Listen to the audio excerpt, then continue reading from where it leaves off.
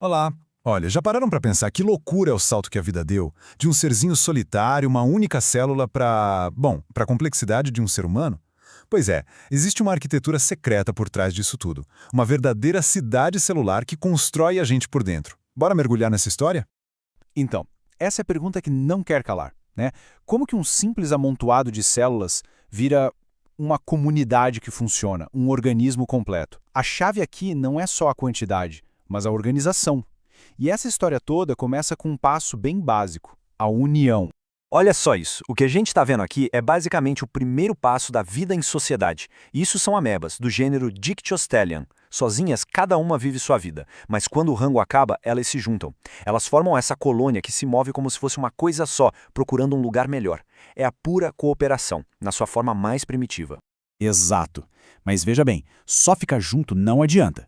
Um monte de célula amontoada não forma um tecido, do mesmo jeito que um monte de gente parada no mesmo lugar não forma uma cidade. Para a coisa ficar complexa de verdade, as células precisam de mais do que só encostar uma na outra. Elas precisam de uma infraestrutura, sabe? Um ambiente que conecte e sustente todo mundo. E essa infraestrutura toda? Bom, ela tem um nome, é a matriz extracelular, ou MEC para encurtar. Pensa nela como se fosse o cimento, as ruas, as praças da nossa cidade celular. E o mais legal é que é um material que as próprias células produzem. Elas secretam isso para preencher todos os espaços entre elas, dando forma e suporte para tudo. Essa ilustração aqui dá uma boa ideia da complexidade dessa matriz.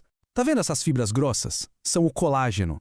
Pensa nelas com as vigas de aço de um prédio, dando toda a resistência. E em volta delas tem essa substância tipo um gel, que permite a comunicação, o transporte de nutrientes, ou seja, aquilo ali não é um espaço vazio, de jeito nenhum. É um ambiente super dinâmico e, nossa, absolutamente essencial. Então, a grande sacada é essa. A MEC não é só um andaime passivo, de jeito nenhum. Ela é tipo uma diretora de obras, super ativa. É ela quem dita as regras, onde as células vão se ancorar, como elas vão se mover, como vão se comunicar e até quando devem se dividir ou, bem, morrer. Sem essa matriz, esquece. A formação de tecidos e órgãos seria impossível. Tá, mas aí vem a pergunta de $1 milhão, né? Se a célula é tipo um morador dessa metrópole, como é que ela sente o chão? Como ela sabe onde está e como se conecta a essa rede toda que a rodeia? A resposta é elegantemente simples. Existe uma ponte molecular que liga os dois mundos, o que está dentro da célula e o que está fora na matriz. Uma conexão vital. E essa ponte se chama integrina. São as proteínas fantásticas que ficam ali na membrana da célula, atravessando ela. Uma ponta fica para fora para agarrar a matriz e a outra ponta fica para dentro, conectada no esqueleto da própria célula. Elas literalmente integram o lado de dentro com o lado de fora. Daí o nome, né? Integrina. Aqui a gente consegue ver o esquema completo. A integrina funciona como um gancho, com duas pontas.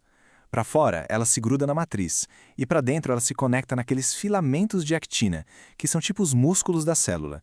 É justamente essa conexão física que permite a célula sentir o ambiente e responder a ele. E não para por aí, a história fica ainda mais interessante. Essa conexão não é tipo uma super cola que gruda e pronto, acabou. Não, a célula pode decidir quando se segurar com força e quando se soltar.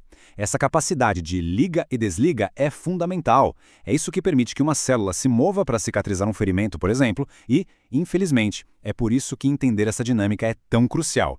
Quando esse controle falha, células de câncer podem se soltar e se espalhar pelo corpo, sabe? Gerando as metástases. Mas como é que funciona esse interruptor? É bem legal.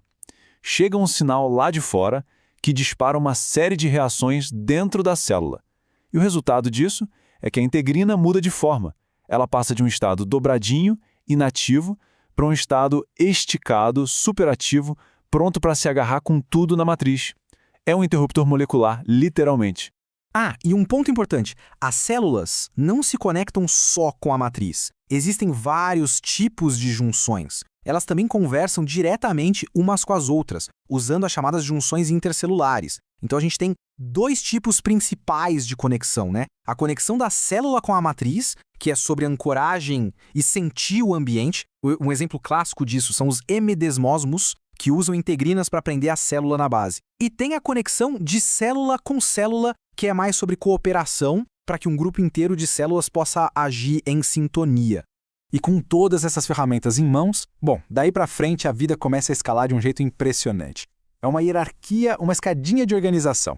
Células que se especializam se juntam para formar tecidos, tipo o tecido muscular, o nervoso.